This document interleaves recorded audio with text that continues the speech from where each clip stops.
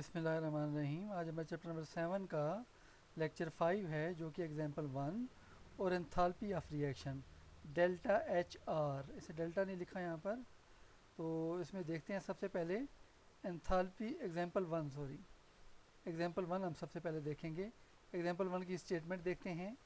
When 2 mole of hydrogen and 1 mole of oxygen at 100 degree centigrade, 2 mole hydrogen 1 mole oxygen 100 degree centigrade and 1 torr pressure react to produce 2 mole of gaseous water. ठीक है, तो hydrogen ये भी gas होगी, 2 moles हैं, oxygen भी gas होगी, temperature 100 होगा, प्रेशर 1 टार होगा। ये पैदा कर रहे हैं रिएक्शन करके, दोनों हाइड्रोजन ऑक्सीजन रिएक्शन करके पैदा कर रहे हैं 2 मोल ऑफ गैशियस वाटर, यानी वाटर पैदा हो रहा है, लेकिन वो वेपर की शक्ल में वाटर पैदा हो रहा है, लिक्विड वाटर नहीं पैदा हो रहा। ठीक है, ये आपने नोट करना है, लिक्विड वाटर नहीं, गैशियस वाटर पैदा हो रहा है। 484.5 kilo joule of energy are involve. तो चूंकि देखें यहाँ पर, आपको देखें 1 टार प्रेशर है, प्रेशर कांस्टेंट है यहाँ पर, ये हीट इवाल्व हो रही है इस कांस्टेंट प्रेशर पर। 484.5 kilo joule of energy are involve. What are the value of delta H. मैं आपको यहीं भी बता दूं कि डेल्टा एच मालूम करना बहुत ही आसान होगा, क्योंकि ये रिएक्शन कांस्टेंट प्रेशर पर हो रहा है और ये हीट हमें ये वैल्यू चाहिए होगी। बस इस वैल्यू को हम डिवाइड करेंगे 2 से, तो फिर हमारे पास डेल्टा एच बड़ा आसान है, अभी अब समझाऊंगा 2 से क्यों डिवाइड करेंगे। एंड डेल्टा ई हम डायरेक्ट मालूम नहीं कर सकते कि डेल्टा ई थोड़ा सा लेंथी होगा, ये इसमें लंबा प्रोसेस होगा, इसका अमल ज़रा थोड़ा सा लंबा है डेल्टा ई का, तो ये थोड़ा सा लेंथी होगा। डेल्टा एच बहुत ही आसान होगा। For the production of 1 mole of water, for the production of 1 mole of water. तो यहाँ पर देखें वाटर कितने मोल पैदा हो रहा है। वाटर यहाँ पे वो बता रहा है कि वाटर जो है वो 2 मोल पैदा हो रहा है, वाटर 2 मोल पैदा हो रहा है। वो कह रहा है 1 मोल वाटर के लिए। आपने 2 मोल वाटर के लिए नहीं मालूम करना, आपने 1 मोल वाटर के लिए मालूम करना है कि डेल्टा एच क्या होगा और डेल्टा ई क्या होगा। ये दो आपने मालूम करने हैं। सबसे पहला जो काम आपने करना है, इस डाटा की मदद से आपने केमिकल इक्वेशन लिखनी है। हाइड्रोजन रिएक्टेंट है, कितने हैं 2 मोल इसके, ऑक्सीजन रिएक्टेंट इसके 1 मोल है, और वाटर कितने मोल प्रोड्यूस हो रहा है, 2 मोल प्रोड्यूस हो रहा है, गैशियस वाटर। ये इक्वेशन लिखी हमने 2H2, ये हमारे पास इक्वेशन आ गई। जी, साथ में देखें यहाँ पे जी लिखा हो, गैस, ये लाजमी लिखते हैं, ये इनको कहते हैं थर्मोकेमिकल इक्वेशंस। ऐसी इक्वेशन को थर्मोकेमिकल इक्वेशन कहते हैं।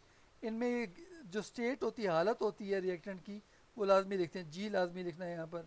ये गैस है, फिर ऑक्सीजन यहाँ पर 1 मोल है, अब इधर कुछ भी नहीं ना लिखा हुआ, तो ये 1 मोल है, ये भी गैस है हमारे पास। और वाटर के कितने, वाटर भी गैशियस वेपर है बना है, तो ये भी गैस है वाटर भी। इसके कितने मोल हैं, इसके 2 मोल हैं हमारे पास। 2 mole hydrogen 1 mole oxygen gives us 2 mole of gaseous water. ये ऊपर उसने लिखा हुआ है 2 mole of hydrogen 1 mole of oxygen, ये 2 मोल ऑफ गैशियस वाटर। ये बनेगा हमारे पास 2 mole of hydrogen gas, 1 mole of oxygen gas और 2 मोल ऑफ गैशियस वाटर। तो ये बनेगा हमारे पास। ठीक है, तो ये इक्वेशन में यहाँ पर दिया हुआ है। अब इस इक्वेशन से जो है सबसे पहला हमें काम कर रहे हैं डेल्टा एच। डेल्टा एच मालूम करना बहुत ही आसान है। एंथैल्पी चेंज वो 1 मोल के लिए कह रहा है ना, वाटर तो यहाँ पर इक्वेशन में देखें 2 मोल पैदा हो रहे हैं, तो 1 मोल के लिए क्या होगा, ये जो वैल्यू दी हुई है ना, ये इवाल्व लिखा हुआ है, साथ में खारिज हो रही है। जब भी हीट खारिज होगी तो उसके साथ माइनस का साइन लगेगा। जब भी हीट इवाल्व होगी, अमिट होगी, खारिज होगी, उसके साथ माइनस का साइन लगेगा।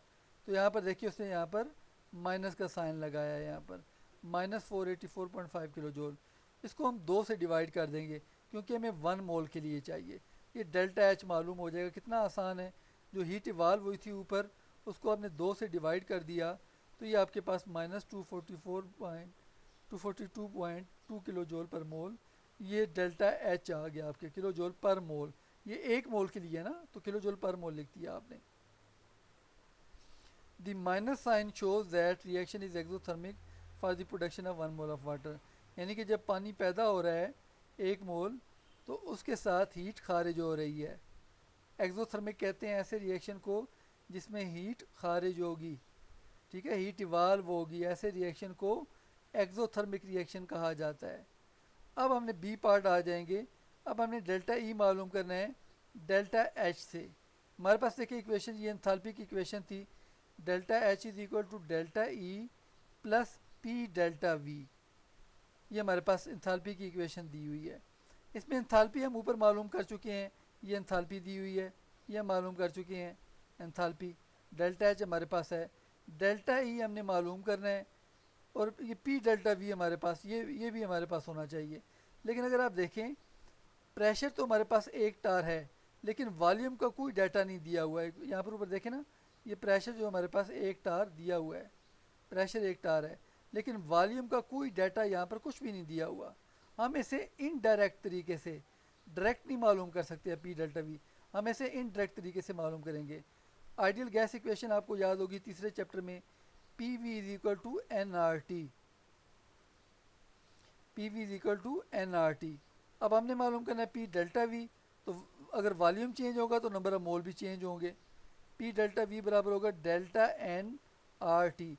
ये डेल्टा एन आर टी अगर हम मालूम कर लें तो पी डेल्टा वी की कीमत हमारे पास आ जाएगी। ये डेल्टा एन आर टी ये मालूम करें तो पी डेल्टा वी की कीमत आ जाएगी। डेल्टा एन क्या है? Delta n number of moles में जो प्रोडक्ट के number of mole minus reactant के नंबर ऑफ मोल, उसमें डिफरेंस है। और आर क्या है? आर कांस्टेंट होता है, general gas constant, ideal gas constant, तीसरे चैप्टर में आपको याद होगा। और टी टेम्परेचर ये भी हमें दिया हुआ है, टेम्परेचर भी हमें दिया हुआ है। यहाँ पर देखें टेम्परेचर जो उसने 100 डिग्री सेंटीग्रेड दिया हुआ है, इसको हम केल्विन में चेंज कर लेंगे।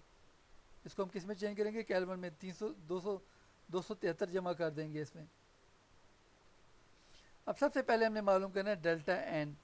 डेल्टा एन क्या है? Number of moles of product minus number of moles of reactant, number of moles of product minus number of moles reactant. ये कहाँ से मालूम होगी? प्रोडक्ट के मोल्स और रिएक्टेंट के मोल, ये इस इक्वेशन से, ये इक्वेशन है। ये हो गया रिएक्टेंट और ये हो गया प्रोडक्ट। प्रोडक्ट के कितने मोल आपको नज़र आ रहे हैं? वाटर कितना बना है? 2 मोल। वाटर के कितने मोल हैं? 2 मोल। और रिएक्शन के कितने? ऑक्सीजन का 1 मोल है और जो है हाइड्रोजन के 2 मोल। टोटल कितने हो गए? 3 मोल। 3 मोल रिएक्टेंट के हैं और 2 मोल प्रोडक्ट के हैं। तो यहाँ पे प्रोडक्ट के 2 मोल हैं माइनस रिएक्टेंट के 3 मोल हैं, तो ये -1 आ गया हमारे पास। आर की वैल्यू 8.3143 जूल पर केल्विन पर मोल। टेम्परेचर 100 डिग्री सेंटीग्रेड था, 273 जमा किया, 373 केल्विन हो जाएगा। तो 100 में आपने 273 जमा कर देना है, केल्विन में चेंज कर लेंगे इसको आप। अब हमारे पास डेल्टा एन भी आ गया, डेल्टा एन भी आ गया, आर भी आ गया, टी भी आ गया। तो इनको यहाँ पे पुट करेंगे, डेल्टा एन आर टी को यहाँ पे पुट करेंगे, value delta n R T की वैल्यू पुट करेंगे, -1 मोल, ये आर की वैल्यू, ये टेम्परेचर की वैल्यू। इसको सॉल्व किया, पी डेल्टा वी आपके पास आ गया -3100 जूल। या इसको किलो जूल में कन्वर्ट करना है, इसको आप 1000 से डिवाइड कर दें। ये -31 जो 100 है, या 3100 जूल है, इसको 1000 से डिवाइड करें तो ये हमारे पास 3.1 किलो जूल आ जाएगा। This is the value for 2 mole of water. अब ये जो पी डेल्टा वी आपने मालूम किया है, ये तो 2 मोल वाटर के लिए मालूम करना है। किलो जूल आपने जो मालूम किया है, आपने इसे 1 मोल के लिए मालूम करें। किसके लिए? 1 मोल के लिए। तो आप इसको 2 से डिवाइड कर दें, तो 2 से डिवाइड कर दिया -3.1 को, तो ये आ जाएगा 1.55 -1.55 किलो जूल पर मोल। अब ये जो आपने पी डेल्टा वी की वैल्यू मालूम की है, ये आप इस इक्वेशन में, जो इक्वेशन ये 4 है, delta H is equal to delta E plus P delta V, इसमें पुट कर देंगे। डेल्टा एच आपने पहले मालूम कर लिया था शुरू में ही, बड़ा आसान तरीका था मालूम करने का। और पी डेल्टा वी की वैल्यू आपने ऊपर ये मालूम कर ली है, पी डेल्टा वी की। तो अब आप क्या करेंगे? डेल्टा, इसको इक्वेशन को थोड़ा सा रीअरेंज करेंगे, तब्दील करेंगे। डेल्टा ई मालूम करना है ना, पी डेल्टा वी यहाँ पे ऐड हो रहा है, पी डेल्टा वी क्या हो रहा है? ऐड। अब डेल्टा एच वाली साइड पे लेके जाएंगे तो माइनस हो जाएगा, तो delta H minus P delta we इधर आ जाएगा। अब डेल्टा एच की वैल्यू पुट करें और पी डेल्टा वी की वैल्यू पुट करें। डेल्टा एच था -242.2 और माइनस, अब जो डेल्टा पी है ये भी माइनस में ही है आगे, माइनस इंटू -1.55। तो माइनस माइनस जो मल्टीप्लाई होगा तो ये प्लस हो जाएगा, तो -242.2 प्लस 1.55, इसको अगर हम सॉल्व करें तो हमारे पास आंसर आता है -240.6 किलो जूल पर मोल। ये आपके पास डेल्टा ई भी आ गया। डेल्टा ई थोड़ा सा लेंथी प्रोसेस था, ये लंबा प्रोसेस है, जबकि डेल्टा एच जो है वो एक ही स्टेप में हो गया था, उसको हमने 2 से डिवाइड किया था वैल्यू को, तो डेल्टा एच आ गया था। तो ये डेल्टा ई आपके पास, ये दोनों आंसर आ गए। ये हो गया हमारे पास जो है वो डेल्टा ई की वैल्यू। उसके बाद नेक्स्ट हमारे पास है enthalpy of reaction. Enthalpy of reaction ये डेफिनेशन है यहाँ पर डेल्टा एच। अच्छा, डेल्टा एच के साथ देखिए यहाँ पर नॉट लगा हुआ है, ये ऊपर देखिए एक ज़ीरो सा लगा हुआ है, ये नॉट। इसके साथ नीचे यहाँ पर छोटा सा आर भी लिखेंगे आप, जैसे शुरू में जब लेक्चर के स्टार्ट में आपने देखा होगा, इसके साथ आप आर भी लगा लेंगे। बोर्ड में इसकी डेफिनेशन शार्ट क्वेश्चन के तौर पे आई हुई है, यहाँ पर आगे डेफिनेशन शुरू हो रही हैं। ये डेफिनेशन आपने लाजमी याद करनी है। अगर 4 डेफिनेशन आ गई 4 नंबर की, तो एग्जाम्पल के साथ आपने लिखनी है, एग्जाम्पल लाजमी लिखनी है इनके साथ, और आपको जो है 4 नंबर मिल जाएंगे मुफ्त के। तो ये डेफिनेशन लाजमी याद करनी है आपने। तो सबसे पहले इन एक्सोथर्मिक रिएक्शन, एक्सोथर्मिक रिएक्शन मैंने आपको पहले भी बताया था, ऐसा रिएक्शन होता है जिसमें हीट जो होती है रिलीज़ होती है या इवाल्व होती है, हीट खारिज होती है। एक्सोथर्मिक रिएक्शन में जो प्रोडक्ट होते हैं उनकी इंथैल्पी जो होती है H2, प्रोडक्ट की इंथैल्पी क्या है H2, ये कम होती है देन दैट ऑफ रिएक्टेंट की इंथैल्पी। रिएक्टेंट की इंथैल्पी क्या होती है H1, प्रोडक्ट की इंथैल्पी ज़्यादा, रिएक्टेंट की इंथैल्पी कम। तो नतीजे में क्या होता है, सिस्टम जो होता है हीट लॉस कर देता है, और हम कहते हैं कि एंथैल्पी जो चेंज है रिएक्शन के लिए वो नेगेटिव है। अब इसको हम देखते हैं, समझते हैं डायग्राम से। ये हमारे पास डायग्राम है, ये एक्सोथर्मिक रिएक्शन, ये फिगर ए है, ये फिगर ए एक्सोथर्मिक रिएक्शन। देखिए इसमें इंक्रीजिंग एंथैल्पी, ये एरो लगा, एरो को देखें, इस एरो को देखें, ये जो एरो ऊपर की तरफ जा रहा है, इसका मतलब है एंथैल्पी ऊपर की तरफ बढ़ रही है। यानी कि कोई चीज़ अगर ऊपर होगी उसकी एंथैल्पी ज़्यादा होगी, कुछ चीज़ अगर नीचे है उसकी एंथैल्पी कम होगी। ठीक है, एंथैल्पी ऊपर की तरफ बढ़ रही है। अब ऊपर क्या है, यहाँ पर ऊपर देखें रिएक्टेंट लिखा हुआ है आपके सामने, ये ऊपर रिएक्टेंट लिखा हुआ है, इसकी एंथैल्पी H1 लिखी हुई है, ये आपके सामने ये एंथैल्पी H1 लिखी हुई है। रिएक्टेंट की एंथैल्पी ऊपर है, इसका मतलब रिएक्टेंट की एंथैल्पी ज़्यादा है, H1 ज़्यादा है। नीचे देखें क्या लिखा हुआ है, एरो नीचे की तरफ आ रहा है, यहाँ पर नीचे प्रोडक्ट लिखा हुआ है, इसकी एंथैल्पी H2 है, ये 1 नहीं है H2 है। ठीक है, प्रोडक्ट की एंथैल्पी कम है। जब रिएक्टेंट प्रोडक्ट में तब्दील होंगे, जब रिएक्टेंट का रिएक्शन होगा, प्रोडक्ट बनेगा, तो H1 से एंथैल्पी H2 हो जाएगी। अब हमारे पास जो लास्ट एंथैल्पी डेल्टा H क्या होगा, डेल्टा H बराबर होता है H2 माइनस H1। अब H1 तो ज़्यादा है, तो फिर क्या हो जाएगी, एंथैल्पी नेगेटिव हो जाएगी। H1 चूँकि माइनस हो रहा है ना, H1 बड़ी वैल्यू है, बड़ी वैल्यू में से छोटी वैल्यू में से बड़ी वैल्यू माइनस होगी तो आंसर नेगेटिव आएगा। ठीक है, H2 देखें स्मॉल है, नीचे की तरफ लिखा हुआ है, ये वैल्यू कम होगी, H1 ज़्यादा है। जब छोटी वैल्यू में से कोई बड़ी वैल्यू को माइनस करेंगे तो आंसर नेगेटिव आएगा। जैसे आप 2 में से 4 को माइनस कर दें, 2 माइनस 4, आंसर क्या आएगा -2। ठीक है, तो बड़ी छोटी वैल्यू में से जब बड़ी वैल्यू माइनस करेंगे तो आंसर नेगेटिव आएगा। तो डेल्टा एच यहाँ पर एंथैल्पी एक्सोथर्मिक रिएक्शन में डेल्टा एच नेगेटिव होगा। अब आ जाए एंडोथर्मिक रिएक्शन की तरफ। एंडोथर्मिक रिएक्शन में यहाँ पर वही एरो लगा हुआ है, ऊपर की तरफ एंथैल्पी ऊपर की तरफ बढ़ रही है, प्रोडक्ट की एंथैल्पी ज़्यादा है H2, यहाँ पर उलट हो जाएगा। एंडोथर्मिक रिएक्शन में प्रोडक्ट की एंथैल्पी जो होगी वो ज़्यादा होगी। ठीक है, H2 ज़्यादा है, H1 रिएक्टेंट की एंथैल्पी कम है, तो हमारे पास जो गेन इन एंथैल्पी होगी डेल्टा H पॉजिटिव आ जाएगा। वजह delta H is equal to H2 minus H1, delta H is equal to H2 minus H1। अब चूँकि H2 ऊपर है, ये ज़्यादा वैल्यू है, बड़ी वैल्यू है, बड़ी वैल्यू में से छोटी वैल्यू माइनस करेंगे तो आंसर पॉजिटिव आएगा। ठीक है, तो हीट एब्जार्ब होगी। ये एंडोथर्मिक रिएक्शन वो रिएक्शन होता है जिनमें हीट एब्जार्ब होती है। Delta H is equal to H2 minus H1। अगर H2 4 हो, H1 2 हो, तो 4 माइनस 2 क्या आएगा, 2 आएगा ना, +2 आएगा, तो एंथैल्पी पॉजिटिव होगी। बड़ी वैल्यू में से छोटी वैल्यू माइनस करेंगे तो आंसर क्या आएगा, पॉजिटिव आएगा। तो ये एंडोथर्मिक एक्सोथर्मिक रिएक्शन के बारे में मैंने आपको समझाया है। अब आ जाए हमारे पास डेफिनेशन की तरफ। Standard enthalpy of reaction delta H not standard, जब स्टैंडर्ड का लफ्ज़ इस्तेमाल करेंगे तो डेल्टा एच के ऊपर ये जो नॉट होता है ज़ीरो, इसको नॉट बोलते हैं, ये भी आप लगाएंगे, ऊपर ज़ीरो सा लगाएंगे ये वाला। इसके साथ नीचे आप करके थोड़ा सा आर लिख लेंगे, स्मॉल आर, कैपिटल आर नहीं लिखना, स्मॉल आर लिख लेंगे। ये बोर्ड में डेफिनेशन आई हुई है शार्ट क्वेश्चन के तौर पर।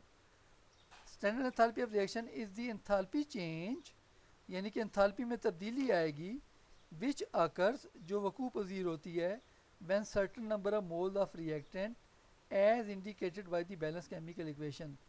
व्हेन सर्टन, सर्टन कहते हैं मखसूस को, जब रिएक्टेंट के मखसूस number of mole as indicated, जो कि हमें पता चलेंगे बैलेंस केमिकल इक्वेशन से। बैलेंस केमिकल इक्वेशन में रिएक्टेंट के जो मखसूस नंबर ऑफ मोल जो होंगे, रिएक्ट टुगेदर, रिएक्शन करेंगे आपस में, completely to give product under standard condition. तो जब रिएक्टेंट के नंबर ऑफ मोल जो कि हमें बैलेंस केमिकल इक्वेशन से पता चलेंगे, जब आपस में मुकम्मल तौर पे रिएक्शन कर जाएंगे, यानी कि पीछे कुछ भी नहीं बचेगा, सारा का सारा रिएक्टेंट रिएक्शन कर जाएगा, तो उससे प्रोडक्ट जो बनेगा अंडर स्टैंडर्ड कंडीशन में, उसको हम स्टैंडर्ड एंथैल्पी ऑफ रिएक्शन कहते हैं। दोबारा आपको बताता हूँ, रिएक्टेंट के जब मखसूस नंबर ऑफ मोल रिएक्ट करेंगे, जो कि हमें मखसूस नंबर ऑफ मोल कहाँ से पता चलेंगे, बैलेंस केमिकल इक्वेशन से, और जब ये मुकम्मल तौर पे रिएक्शन कर जाएंगे, मखसूस नंबर ऑफ मोल रिएक्टेंट के जब मुकम्मल तौर पे रिएक्शन कर जाएंगे, तो जो प्रोडक्ट बनेगा स्टैंडर्ड कंडीशन में, तो उसको हम कहेंगे एंथैल्पी ऑफ रिएक्शन। उसके दौरान ये एंथैल्पी चेंज, जो हीट खारिज होगी या जज़ब होगी, उसको एंथैल्पी ऑफ रिएक्शन कहेंगे। स्टैंडर्ड तो क्या कंडीशन है हमारे पास, स्टैंडर्ड कंडीशन से क्या मुराद है, स्टैंडर्ड कंडीशन मेयारी जो हालात हैं वो ये, टेम्परेचर 25 हो रिएक्शन का, 298 केल्विन, और प्रेशर 180 एम हो। ये याद रखना है, जब भी हम स्टैंडर्ड कंडीशन का लफ्ज़ इस्तेमाल करेंगे तो टेम्परेचर 25 होगा 298 केल्विन के बराबर, और प्रेशर 180 एम होगा, 1 एटमॉस्फेयर होगा।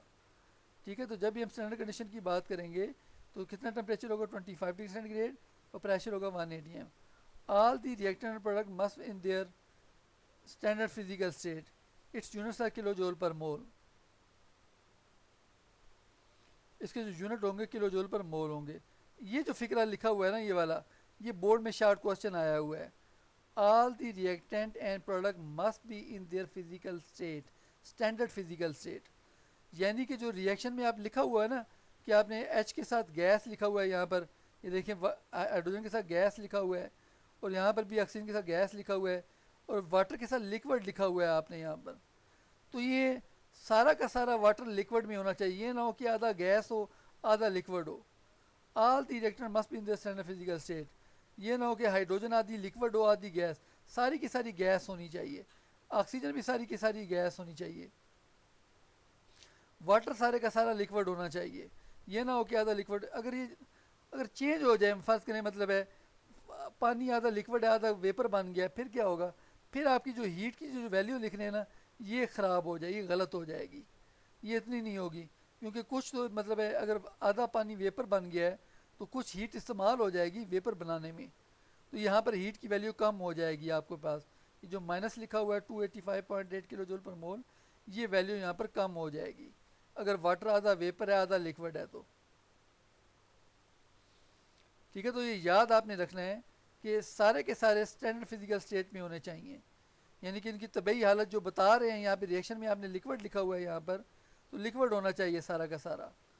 अगर आपने यहाँ पे गैस लिखा हुआ है तो गैस होना चाहिए सारा की सारी ऑक्सीजन, अगर यहाँ पे हाइड्रोजन गैस है तो सारी की सारी गैस होनी चाहिए, ये ना हो कि मतलब है आधी ऑक्सीजन गैस है आधी लिक्विड है, ऐसे नहीं होना चाहिए। वरना क्या होगा, वरना यहाँ पर जो रिएक्शन होगा यहाँ पर, उसमें ये जो हीट की वैल्यू वो चेंज हो जाएगी, ये आपके पास कांस्टेंट वैल्यू नहीं आएगी, आपकी वैल्यू चेंज हो जाएगी, और वो जो है डेल्टा एच जो गलत हो जाए, वैल्यू गलत हो जाएगी। तो आज का लेक्चर यहाँ पे हम ख़त्म करते हैं। ठीक है, तो ये डेफिनेशन जो है शार्ट क्वेश्चन के तौर पे बोर्ड में आई हुई है, ये आपने तैयार कर लेनी है।